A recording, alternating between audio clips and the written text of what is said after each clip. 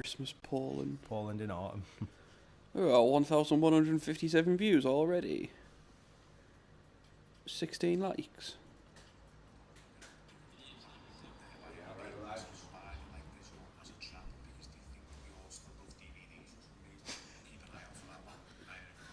We're live. Oh, cool. Because Because we're not watching anything. Yeah, no, yeah, exactly, that's what it is, yeah.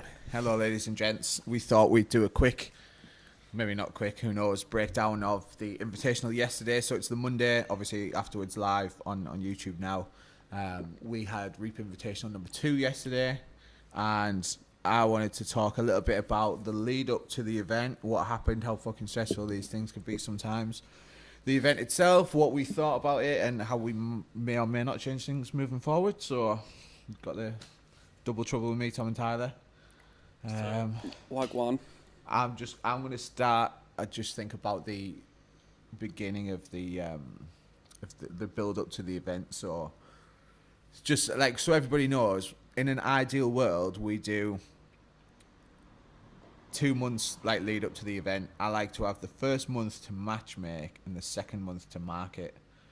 What's happened so far both times, both events, is I've made my headliner, and then I start building the card around that, and I start my promotion around that, and I start planning going to gyms to film people around that, and then my headliner fucking falls apart. So I had Cal Pacino versus Mateus Flagger.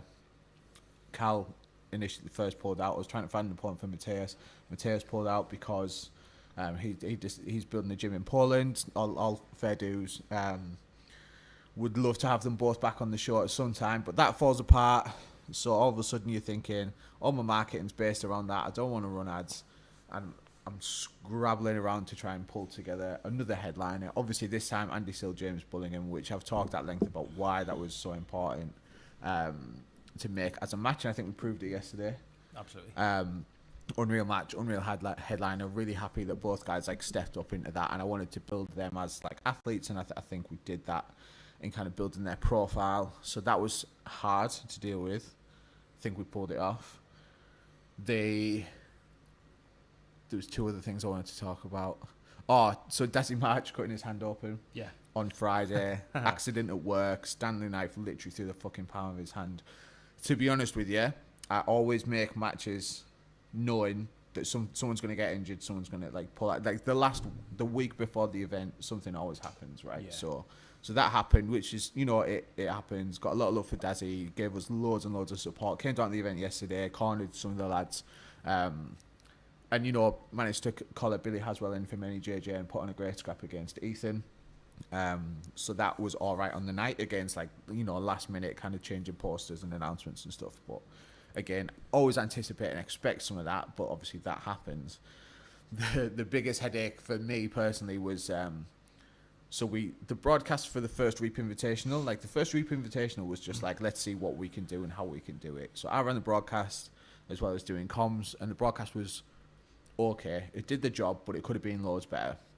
But I was just happy that we pulled it off. So this time we brought in somebody to do the broadcast for us. Friend of ours from Extreme Media, is really, really good at what he does. He sent me a photo on, I think it was Saturday morning, basically that he'd been hospitalised, so completely destroyed his knee. He was in for surgery yesterday, or the fracture clinic yesterday. So all of a sudden my expectations of the broadcast and what we were going to do on the day had to change. I ran the broadcast, had to pull together like a project really last minute. He was still great. We still used some of his equipment. Really thankful for that, because that really helped us. And then, but also, made us some lower thirds, which I think really helped on the broadcast. The names of the people on the thing. But again, thinking about, post-fight interviews didn't happen, which we wanted to happen because we were going to have like a live camera there for that.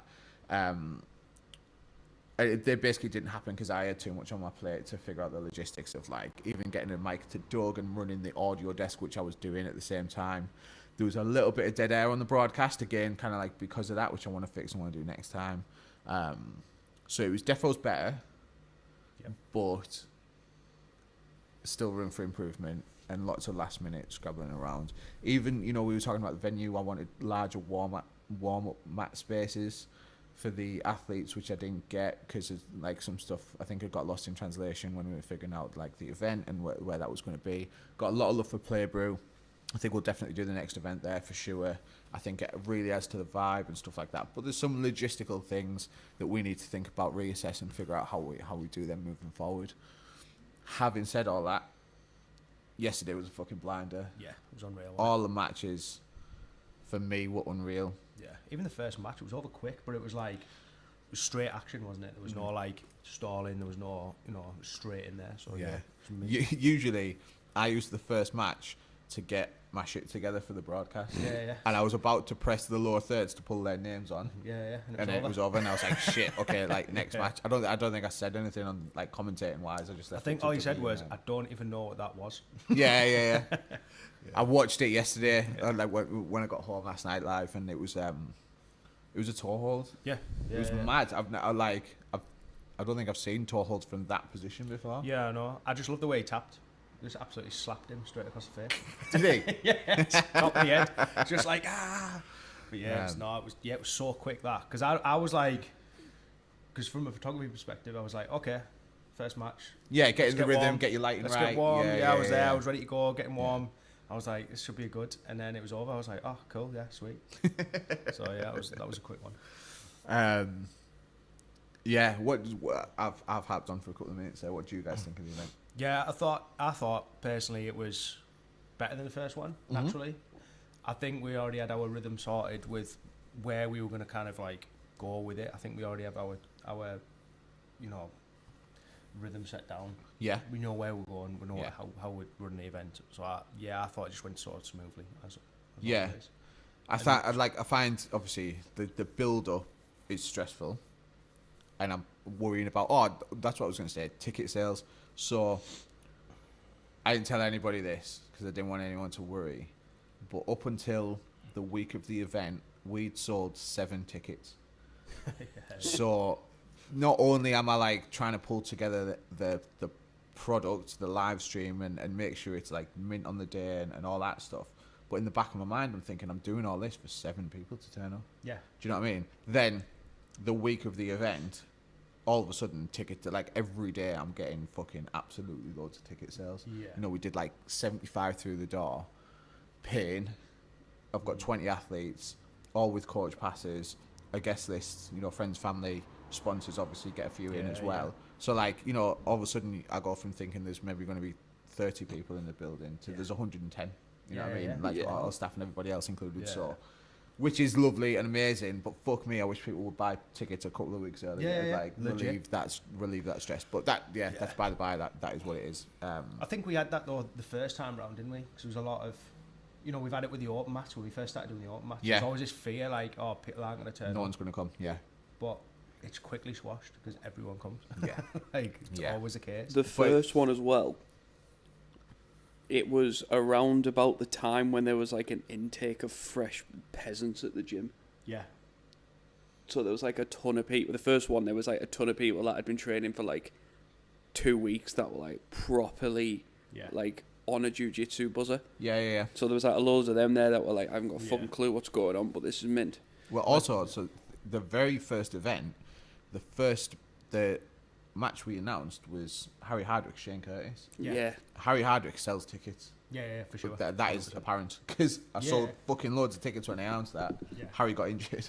And I was like, oh no, all these people are going to ask for refunds now. Thankfully they didn't. They still came to the show, which was really nice, and hopefully still enjoyed the show as well. Yeah. But because I didn't have that as my pull-in headliner, Cal Pacino would have shifted some tickets, but I didn't market it because after about a week, he told me that he couldn't do the show anymore. So I was like, right, sound, and just hid. So, but then I go, well, I spent, I don't know, say 120 quid overall running ads. Yeah. On like Instagram and Facebook, and I'm like, that didn't sell any tickets those weeks. But I'm like, do I not do them again? Yeah. Do I save that money, or is that needed to kind of reinforce and like tell people this event's happening? So when it comes to the week of the event, they know that event's happening. So they buy the ticket. Yeah, do you know what I mean? I think the exposure is like it can be a long game, can't it? At the end of the day. So it's I know that's coming, but it's actually not for another 2-3 months. So I'm I'll think about it later on. I'll check it out. Yeah. I'll wait till I get paid. And then it's like the big push happens the week off because everyone starts talking about it. Yeah. So like, oh, it's this weekend. It's just coming up in 2 weeks. We're excited. And like you say, like we had that influx that last week where it just went mad. Yeah. Which is sick. Which is nice. Obviously, yeah. So yeah, Playboy were really happy. They sold loads of pints. Did really well. So, but it was busy. The vibe was good. Like matched last time. It felt more like it was more of a buzz this time. I don't know what it was. Like it felt like everyone was dead hyped. I think it's because you had the people that came to the first one that already knew what it was like. Yeah. And then you had obviously those new people that had heard of it last time. Were like, oh, I wish I'd come. That turned up and were like, oh yeah, actually this is fucking sick. I think there's a trust thing as well where like first event, people are like, what is it? Is it going to be any good? Have they got the shit together? Like, it's all well and good me saying trust us. Yeah. And we have a reputation as a brand of being reliable, obviously. But like an event is a different thing. Of course it is. So now there's more people have been to the second one. You'd think that they'd go, okay, that was really good. So like a third time, my phone hasn't fucking stopped from people now who I'd messaged saying, do you want to match on this? And they've been like, no, I'm resting. It's too close to Nuggy Euros. They've all fucking messaged me now and saying, oh my God, yesterday looks sick. Can I get on the next one? Can I get on the next? And I'm like, I fucking told you. Like, well, this is we know what we're doing. Like, Sometimes it's that age-old thing, isn't it, where something new comes along and it's either like slaps or it doesn't. But then when it does slap, you're like, shit, I need to get back on this train immediately. Yeah. So remember that. So anything else? Oh, masks were fucking amazing. Shout out Dan and Pie for making them. That was they were like a bit of a game, but again it sits so nicely with the brand because we're like so like unseriously cliche in a way. Like it's just, you know what I mean? It's like samurais and jiu-jitsu, whereas like we always said as well, didn't we? Like the idea of samurais on a t-shirt and this and that, and we're like, but then we're like making Oni masks for winners. But it fits so nicely, and it was like that was the addition. We were like, yes, that's like that little extra detail that just fits. For our shows, people we just like, don't care about medals. Competitors want them masks. Want cool shit, man. Like that's going on their walls. Like I said to Dan, I was like, everyone's going to IKEA today to buy a lac shelf to put that fucking mask on. Well, that's the thing. I was like, I wanted, like, I get medals, and initially for the first one, I made them hilariously bad medals, kind of on purpose, kind of because I didn't have my shit together to like make beautiful Polaris, big chunky like medals. But I was like, equally, I do it. I've seen other people do it where there's just a fucking coat hook in the house somewhere. Just full of medals. And it's like, they never look nice. Like when you got a collection of medals just hanging off stuff, it's like, what the fuck is that? And I don't care like who your bird is, I fucking hate all of them hanging around in your house.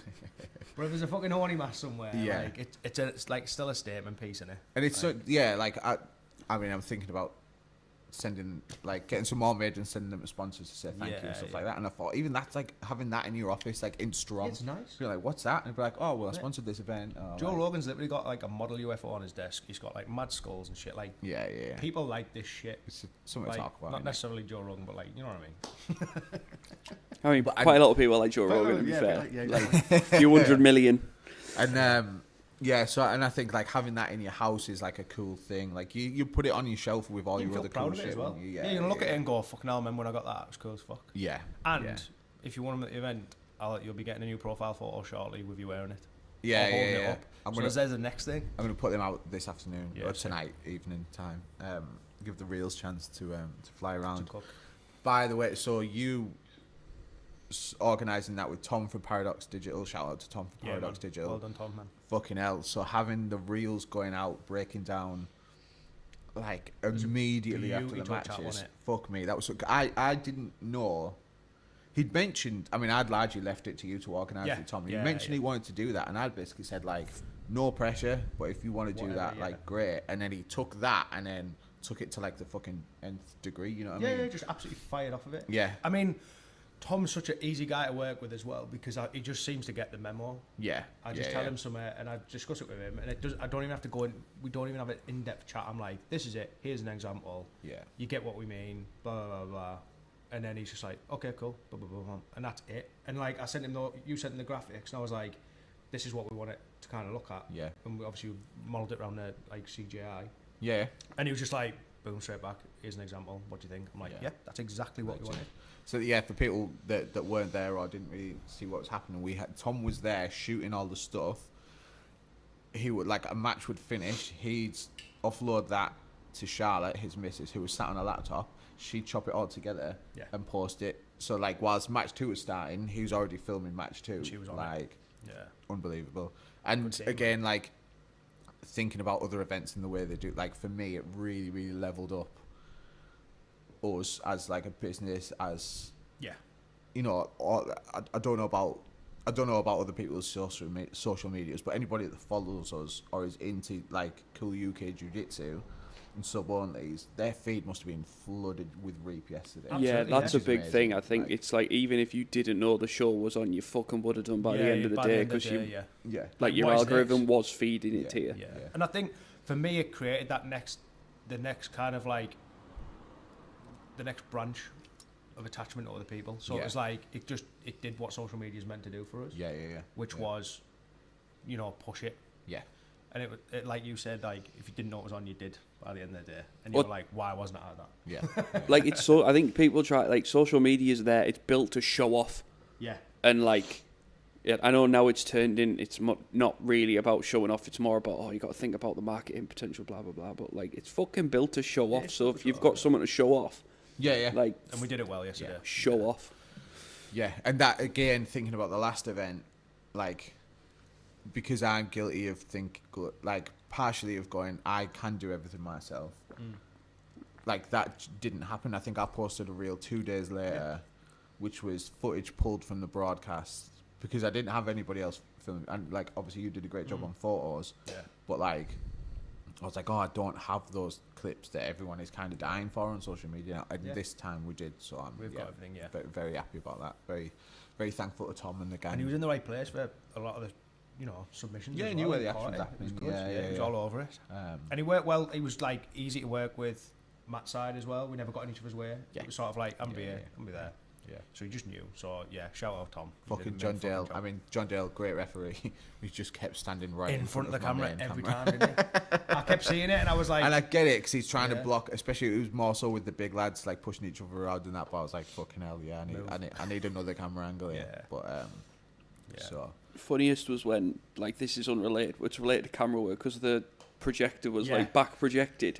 All I kept thinking of was that bit in fucking Austin Powers Spy Who Shagged Me in the Tent, because people's heads just kept, like, like, it was just, you'd just see there the stuff you'd see on that screen, because people warming up, and it's like they're trying to fucking guard pass or whatever. Funny as it, we should have had, like, a camera just on that for, like, I can't remember who it was, but one of them just had, like, was just stood, and it was just like an absolute silhouette of his pure, like, probably curls. Ellis. No, it was like pure curl. But it looked proper funny, like a woman in a bonnet. I was like, what is going on? Fucking Carl James, sub of the day. Oh, absolutely. I seen that fucking, what's it called? Scorpion Deathlock. I seen that, and as it was happening, I had pure flashbacks of every time he's hit me with it in the gym. Like, the way he cupped the elbow, I was like, oh no. He ripped it on. And he just fired it on. I was like, fuck me, because my shoulders are shit as fuck. Yeah. And I'm like, even if you've got flexible shoulders, that is gonna nap. Yeah.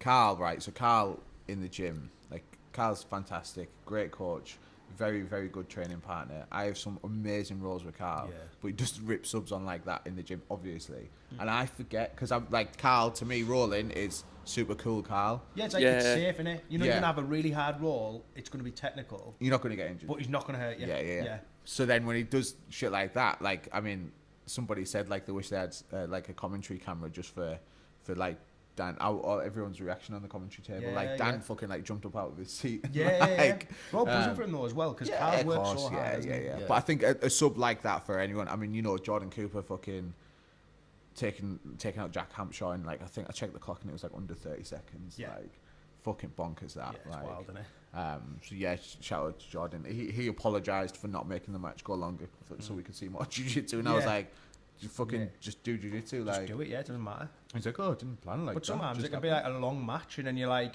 people are going to lose interest if it's too much cooking going on. There's not enough, like, scrambling and stuff like that. That's when it can get boring. So firing on a fast submission's not the end of the world. It's fucking, fucking mint. Yeah. I'm like, I want to see shit like that. It's where the dopamine hits you. Yeah. But takes it out of the judge's hands as well, and just make it fucking definitive. Yeah, that's good. Yeah.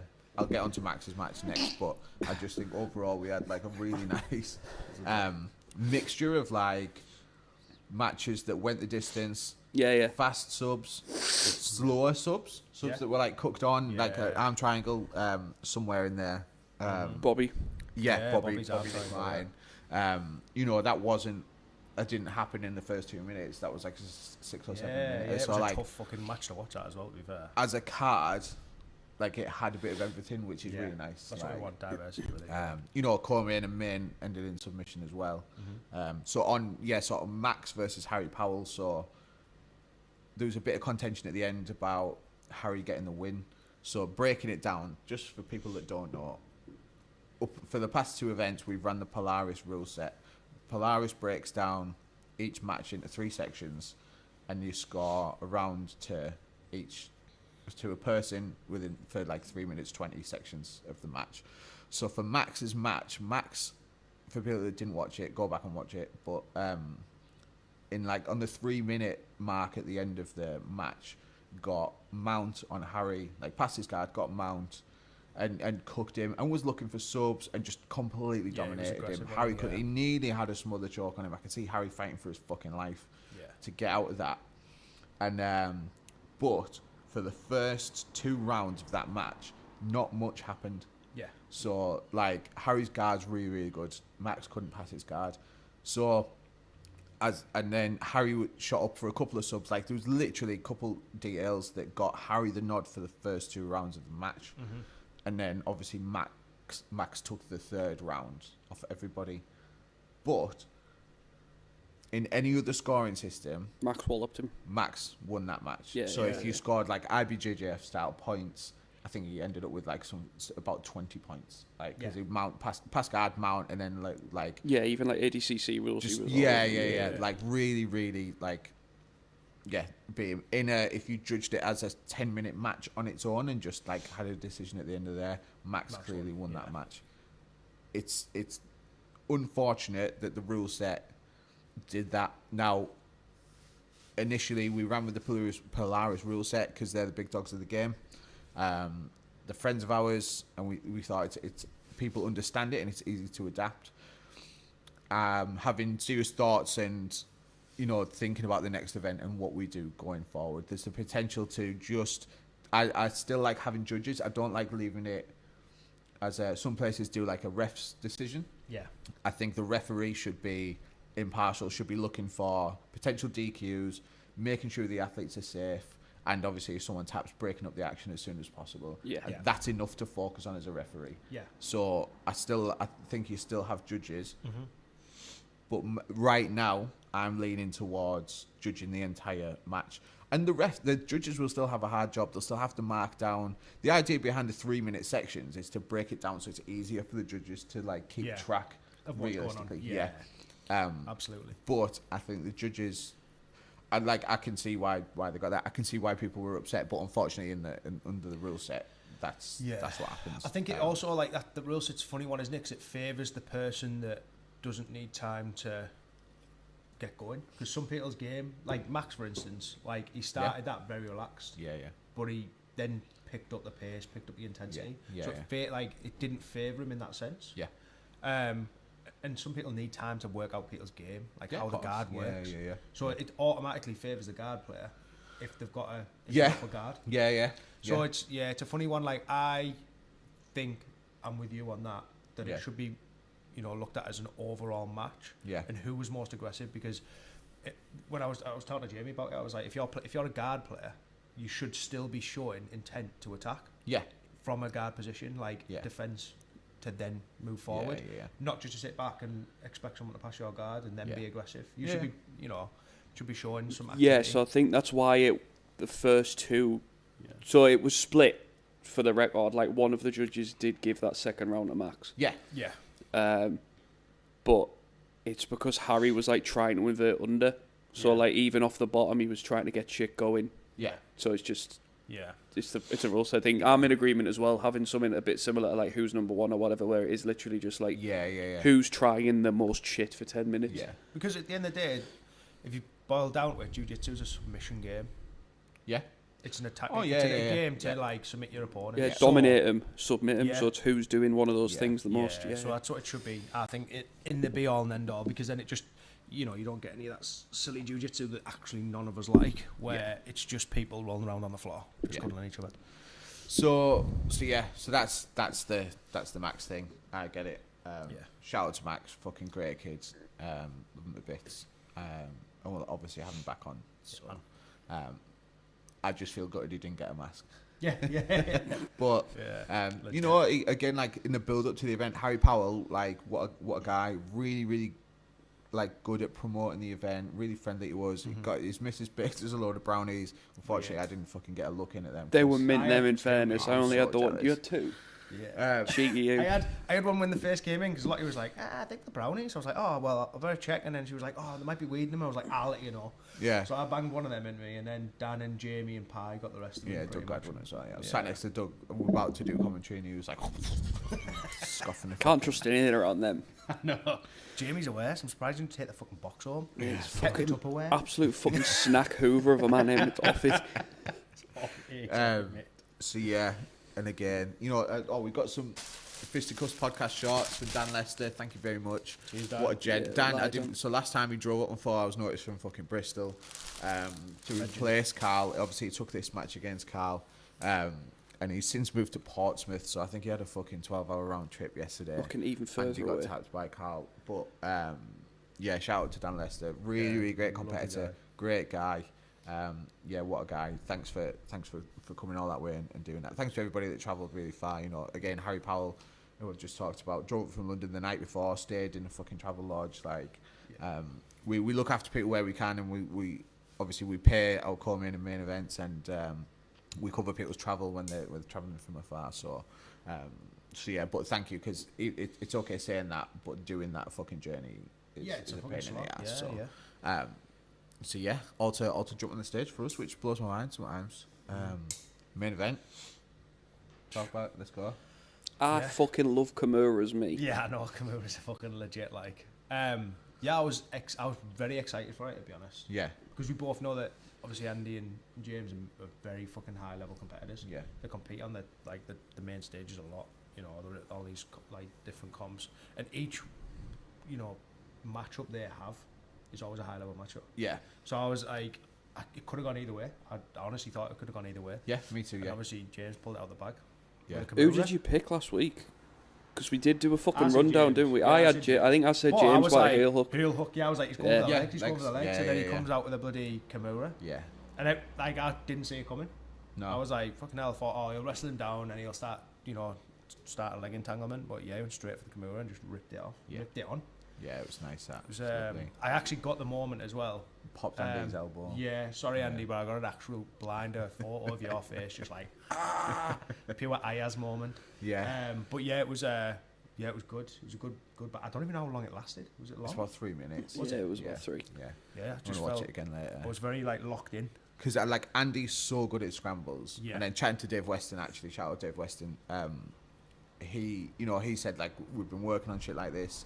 We knew Andy was good in scrambles, but Dave, as his coach, he was like, I know that fucking James is a killer in scrambles. Yeah. He was like, if he gets the better of Dave, it's movement, it's speed based, and so it was I knew they'd have some mad scrambles. I didn't think it would happen like that. Yeah.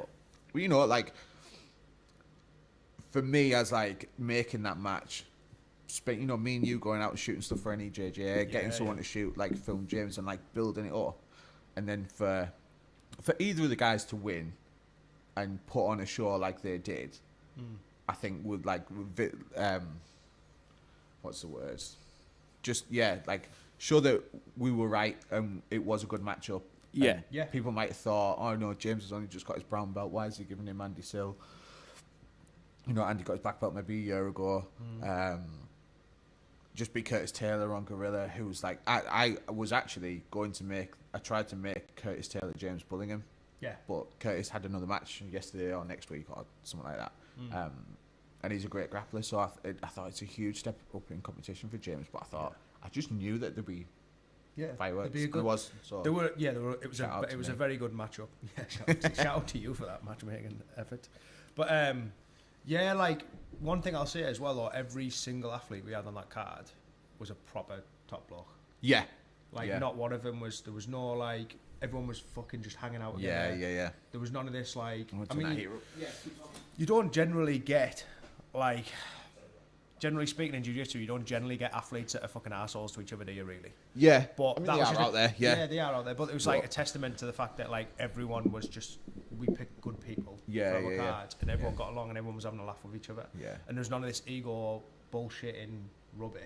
Yeah, like Carl and Dan were having a good chat before the match, obviously, and they did afterwards as well. When I went to fucking get Owen and Cogs, they were literal, like, they were just chatting like they were in the pub right before the match. I was like, this is off it. You spent like 20 minutes talking, and now you got to go and fucking kill each other for 10 minutes. Well, like, that was a good match. That I missed that one because I was doing runner stuff, but weren't they like having crack with the crowd when like there was pauses and they were just like, fuck me, thank God I get it. Everyone was like, like, fucking hell, he's a beast, and like everyone was saying, like Nick said it, didn't he, about Bobby? He was like, oh, he's a fucking beast. Yeah. He was like, fucking hell, he's a big cunt, him, or something like that. I was fucking laughing, but they all had like crack, and it was even like there was a moment. Sorry, go on. No, you go. There was a moment with Max as well where when in Max's match he took a hit to the face, and like he was just like, oh, I'm so sorry, and he was like, oh, you're all right, mate.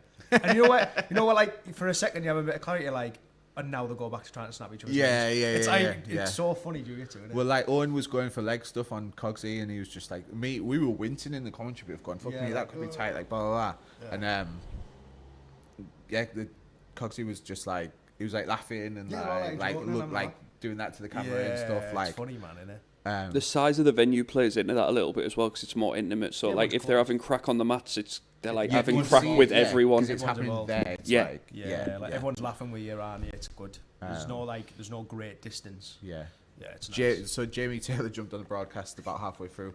I was setting up a mic and some headphones to do some commentary. He was a bit, that light's going. That's the lights of my bad, guys.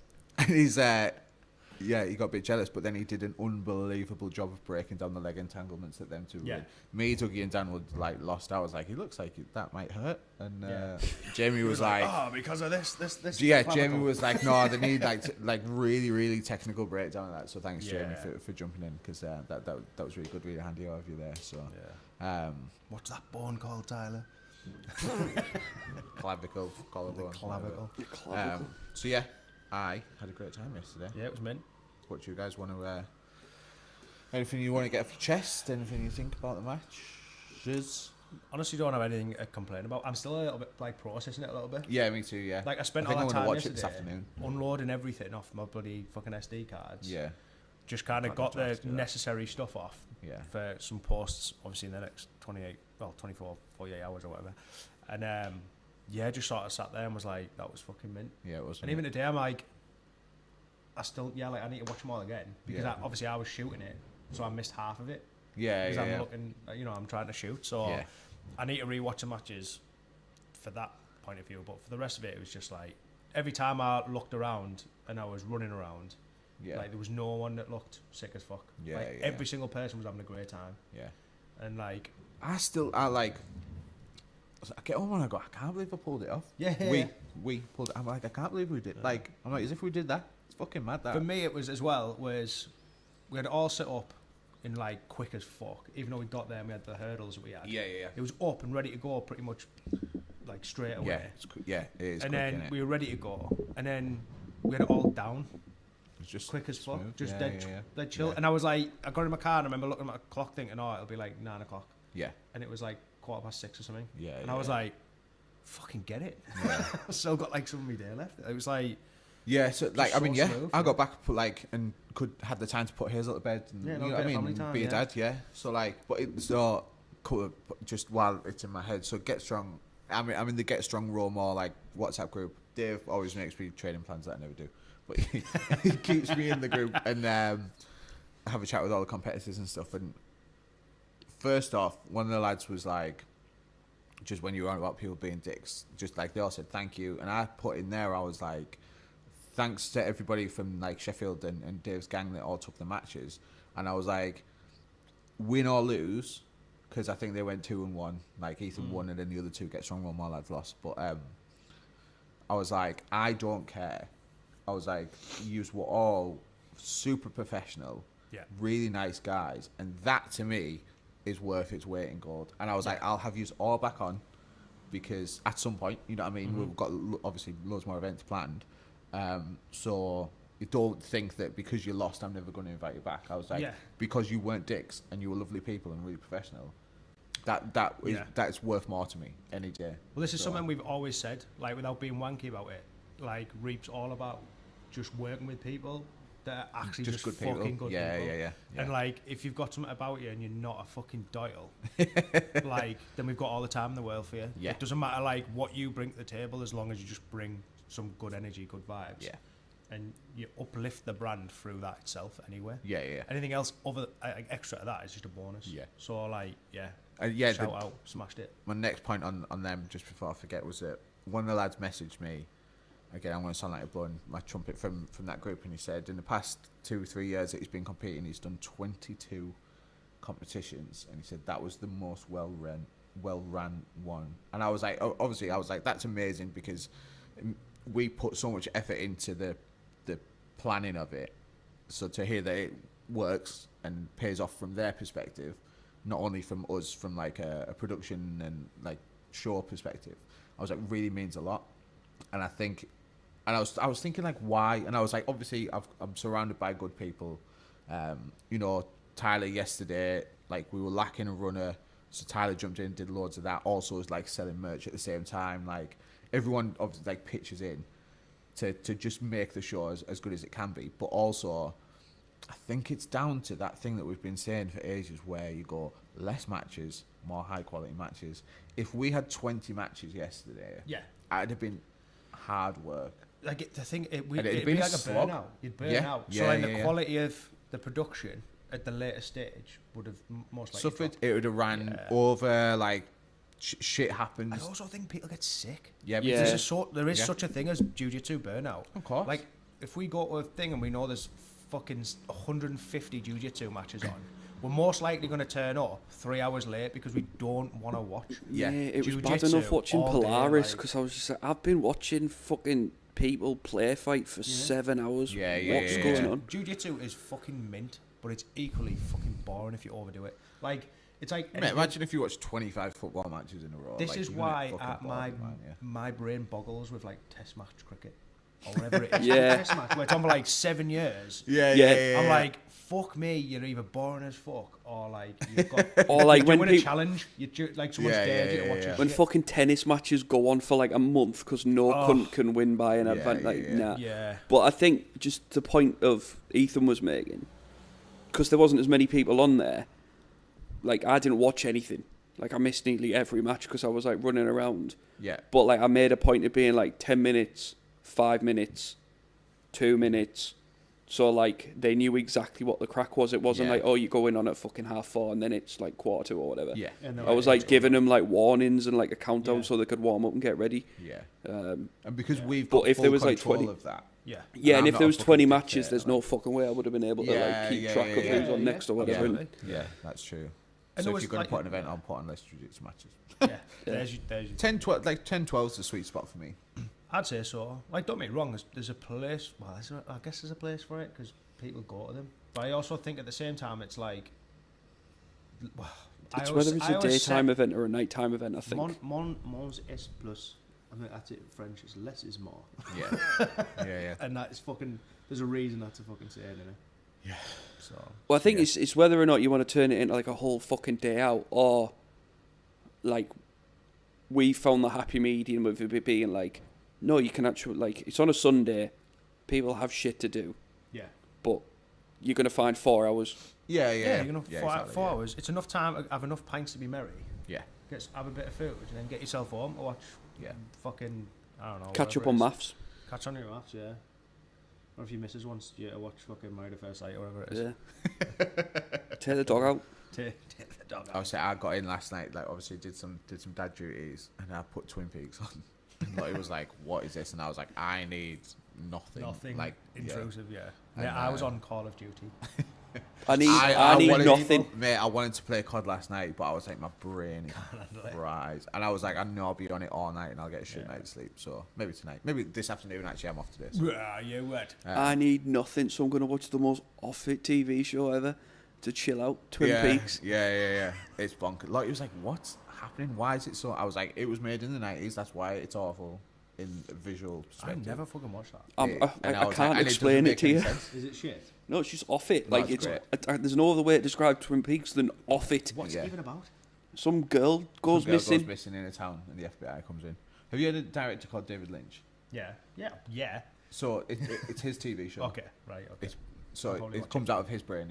It makes no sense. It's I'll watch it. off it. There's no like. It is just. I'm gonna watch it. Yeah, you should watch it. Cool. Shout out Twin Peaks. Anything else? I don't think so. The next event's gonna be in March. I don't have a date yet, but I'm looking at March. So I know when some of the bigger shows are happening. But we've already had some obviously quite high level athletes reach out and want to make some big matches for it. So again, obviously I've had some lads from the gym and obviously less big names, but get in touch as well. So like we're not just going to be like, oh, we're the next Polaris. We're just putting on UFC fighters now. There's obviously going to be room for up and comers and everyone. So if you're interested, you want to get involved, give us a shout. We'd love to have you on. But yeah, looking for be March time next year. We've got some business stuff we want to work on, want to build and grow. Got some family stuff that is also building and growing, if you can get what that is. And then back in March. So good times. I'm going to do some shit with them. Rick from Olympus has literally just texted me. I'm going to do some stuff at Olympus in Sheffield. We're going to do some Teesside Open mats as well. I want to do a big Christmas party. Say thank you for everyone's support. More on that when we figure out what the fuck that is and get it out there. So the podcast will be back to regular scheduling as well. We've got Cage Warriors coming up and a few other cool shit to do fight companions for. So this is pretty much like a one-off. But thanks everyone. Two quick ones. Go on. Yeah. You've got clothing that's coming in to plug. Oh yeah. And secondly, honourable mention to Kiss Woody Kiss. Yeah. Coming Shout out down Woody. and helping, out. He was there. Yeah. Fucking crack of dawn until the end, loading in and out.